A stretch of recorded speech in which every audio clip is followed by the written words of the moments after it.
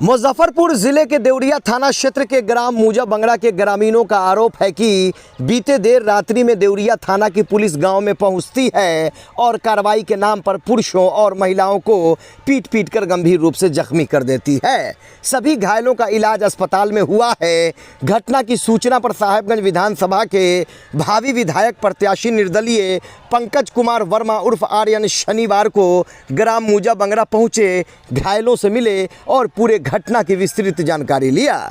हालांकि इतनी बड़ी घटना जो है कि अपने देवरिया थाना क्षेत्र के अंतर्गत हुआ है और अभी तक जो स्थानीय विधायक मंत्री भी हैं, पर्यटन मंत्री है, उनके तरफ से कोई पहल नहीं किया गया है। पूरी तरह से मुख्य दर्शक बन के और पता नहीं कहाँ छुप बैठे हुए हैं, जहां पुलिस प्रशासन और समाज के लोगों के बीच में जो ये मामला है और पुलिस प्रशासन के द्वारा इतना बर्बरतापूर्वक जो कार्रवाई किया गया है, इस मामले में अभी तक जो है कि स्थानीय मंत्री जी जो है कहाँ छुपे बैठे हैं, ये भी एक माने अलग ही इशारा कर रहा है।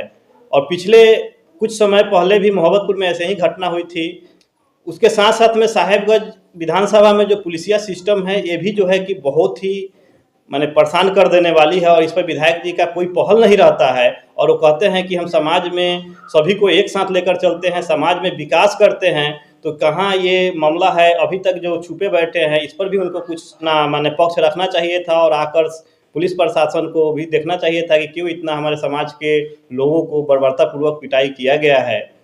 ग्रामीण महिलाओं और पुरुषों ने श्री वर्मा से बताया कि गांव की ही एक लड़की के द्वारा शादी समारोह में नृत्य करने को लेकर विवाद शुरू हुआ था। विवाद इस कदर बढ़ गया कि नृत्य करने वाली लड़की और उसकी मां को ग्रामीणों ने जमकर पिटाई कर दिया। घटना की सूचना पर जांच करने पहुंची पुलिस के साथ कुछ उग्र ग्रामीणों ने पुलिस पर ही पथराव शुरू कर दिया, जिसमें कुछ पुलिसकर्मी घायल हो गए एवं पुलिस वाहन भी क्षतिग्रस्त हो गया। वहीं ग्रामीणों का आरोप है कि घटना के बाद देर रात्रि में देवरिया थाना की पुलिस मूजा बंगड़ा गांव पहुंचती है और घर में घुसकर महिलाओं और पुरुषों के साथ बेरहमी से मार पीट कर घायल कर दिया है। श्री वर्मा ने बताया कि पुलिस की पिटाई से कई निर्दोष महिलाएं घायल हुई हैं, जिनका उपचार हुआ है। पुलिस के इस रवैये पर सवाल खड़ा करते हुए श्री वर्मा ने बताया कि पीड़ितों को न्याय दिलाने के लिए वह न्यायालय का सहारा लेंगे और पुलिस महकमे के आला अधिकारी से मिलकर निष्पक्ष जांच करने की मांग करते हुए दोषी पर सख्ती से कानूनी कार्रवाई करने की मांग करेंगे।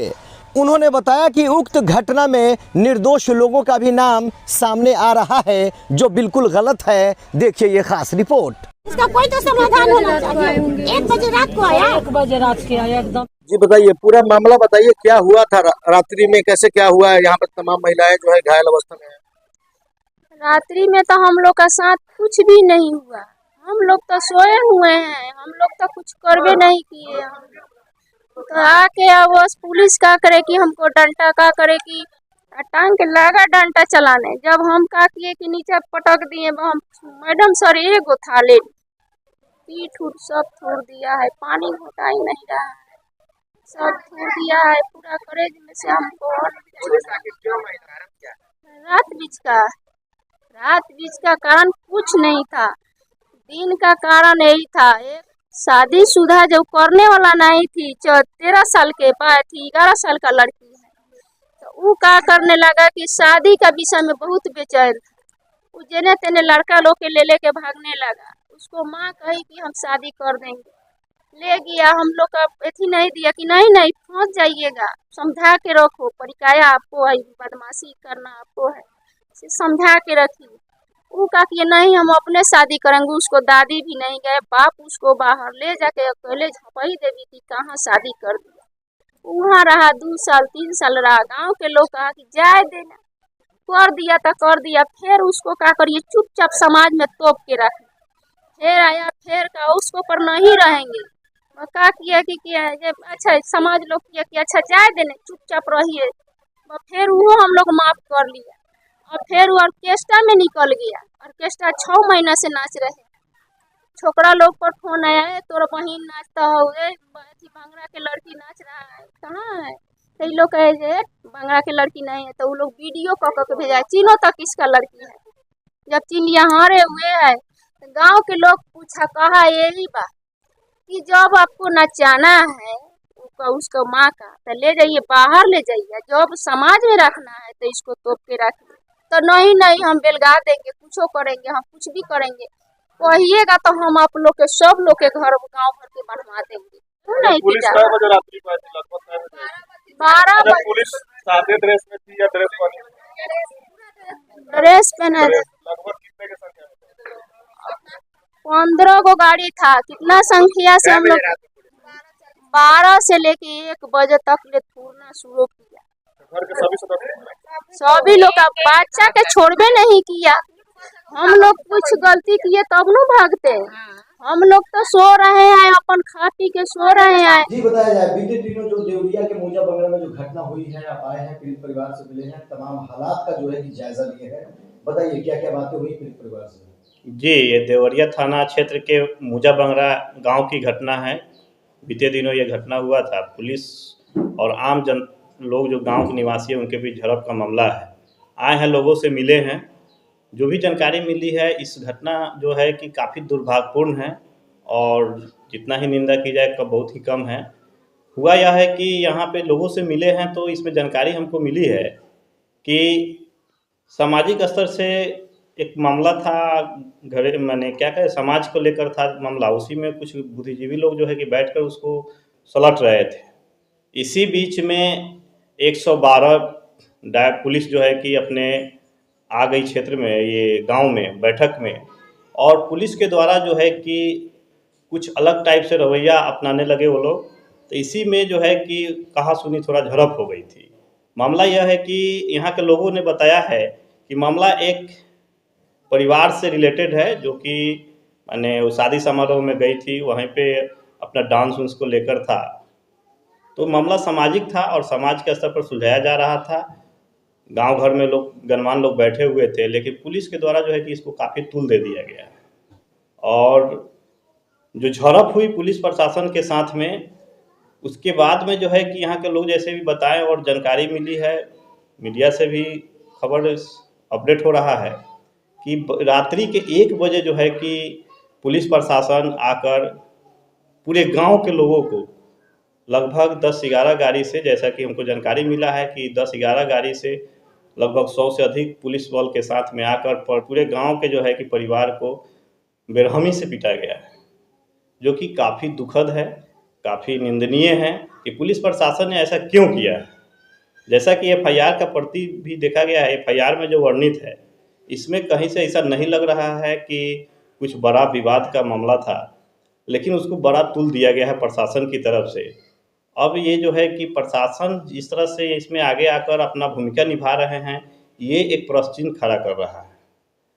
जितने भी लोगों को पिटाई लगी है पुलिस के द्वारा, जो बर्बरतापूर्वक पिटाई किया गया है, सभी लोग जो है कि इलाज के लिए SKMCH भी गए हुए थे, वहाँ से इलाज करके लोग घर पर आए हुए हैं, सभी लोगों से मिले हैं। इसमें जो है कि काफ़ी क्षेत्र के लोग जो है कि भयभीत है, यहाँ के जो भी लोग हैं काफ़ी भयभीत है और इधर उधर भटक रहे हैं कि कभी फिर से पुलिस प्रशासन आके हम लोग को पिटाई शुरू ना कर दे।